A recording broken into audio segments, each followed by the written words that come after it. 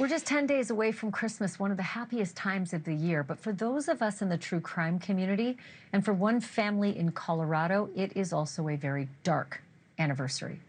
This month marks 29 years since 6-year-old JonBenet Ramsey was found murdered inside her own home in Boulder.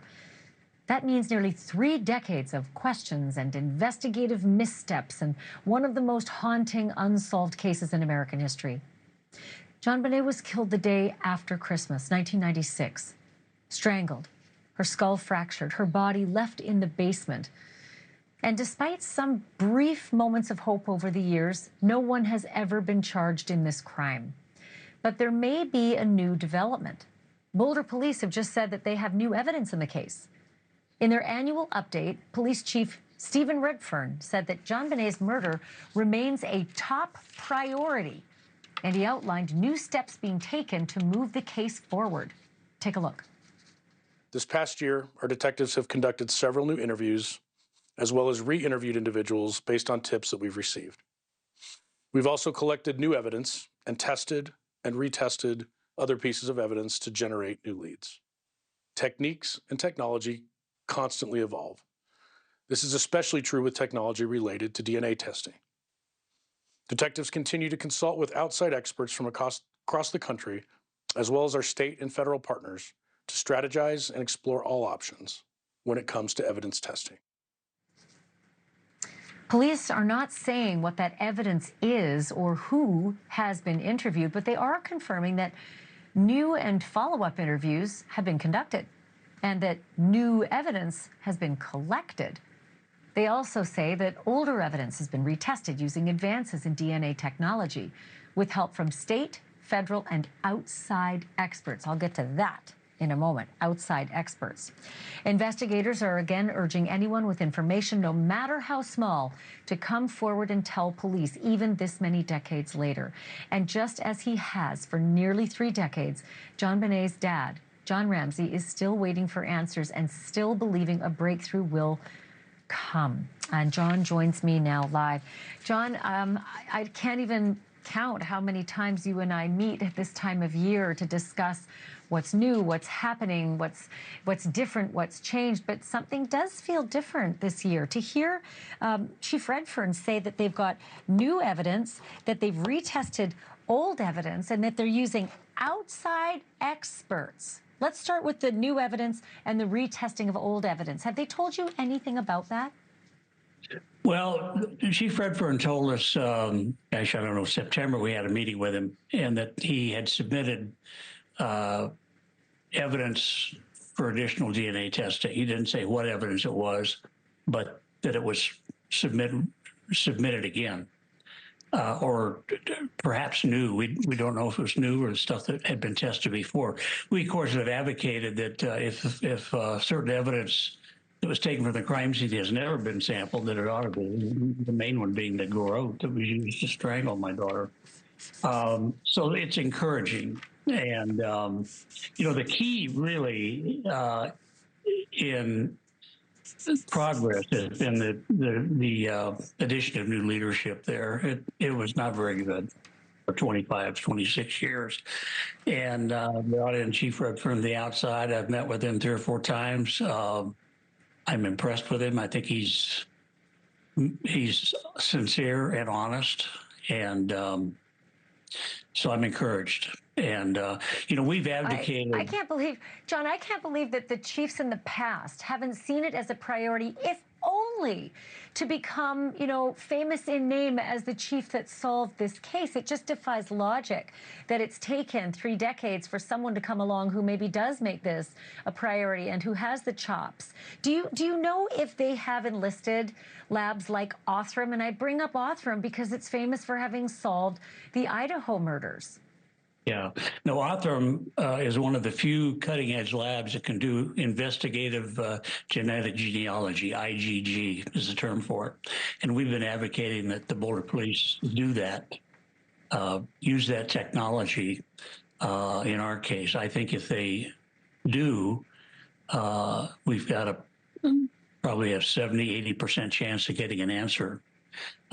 It's been very successful in solving old cold cases. It's kind of the latest and greatest use of technology and DNA to solve crimes. And you know, I'm going to tell you something. When I saw the posting of Chief Redfern, I went deep down in the comments and I was reading the comments. And John, I'm not going to lie, I was so disheartened to see how many people out there still believe you had something to do with it, despite the fact, and let me repeat this loud and clear, that the Boulder police and everybody else involved in investigating the murder of your daughter, they have cleared you over and over and over again. And they've gone so far as to apologize for having left you under that umbrella of suspicion for so long, to the point where Patsy died before she was cleared from that umbrella of suspicion. So for anybody watching, if you're one of the commenters, do your research before you make such painful comments about John and his family. Okay, that aside, I will say this because you brought it up when we, I think, spoke at CrimeCon, that you wish that they would ask you to re-interview. You wish that they would bring you in so that you could, once again, tell them everything that they might want to know. Is that, I know you got the meeting in January. Is that on the agenda? Well, we haven't put it on the agenda yet, but we're going to ask for a meeting again in January for an update. And they've always been, at least with Chief Redfern, very cordial in honoring that request. So, you know, they've been fairly quiet about what they're doing. I think if I read between the lines of his latest report that he issued, there's some encouraging words there. And so I'm more optimistic than I've been in a long time, certainly with new leadership. You know, the problem with the old leadership, it was the old guard. These people that were in that police department had never investigated a murder. They decided on day one that we were guilty, literally day one. And that became the conclusion that they tried to fit the evidence to. And of course, they ran into problems because they couldn't fit the evidence. Right. I should mention as well, just for those who might be dabbling in the case and thinking that they know more than the average Joe, there is unknown male DNA on JonBenet's clothing, multiple different parts of her clothing, not just one piece, multiple different pieces of her clothing have the same unknown male DNA, meaning it's the same DNA from the same person. So that's a critical piece of this, you know, of this mystery. John, have they said to you anything about what new evidence they're referring to and what new interviews they've conducted? No, they haven't. And of course, that's one of the questions we'll ask is, okay, what new evidence do you have? Did you test the DNA in the latest format that's necessary to do IgG, investigative genetic genealogy? And that would be very encouraging to us if they've done that.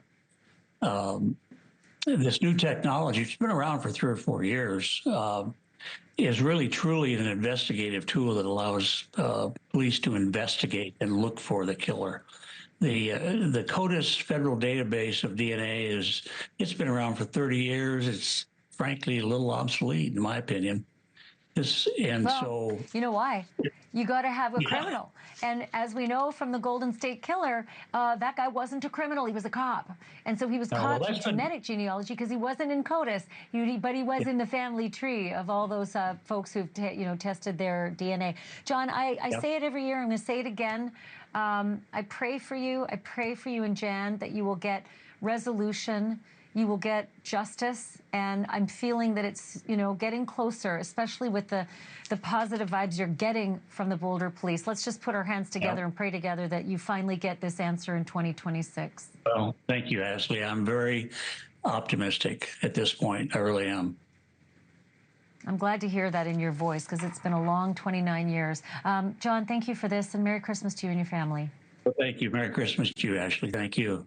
Thank you for watching. Subscribe below and download our NewsNation app right now on your phone, and you will get fact-based, unbiased news for all Americans.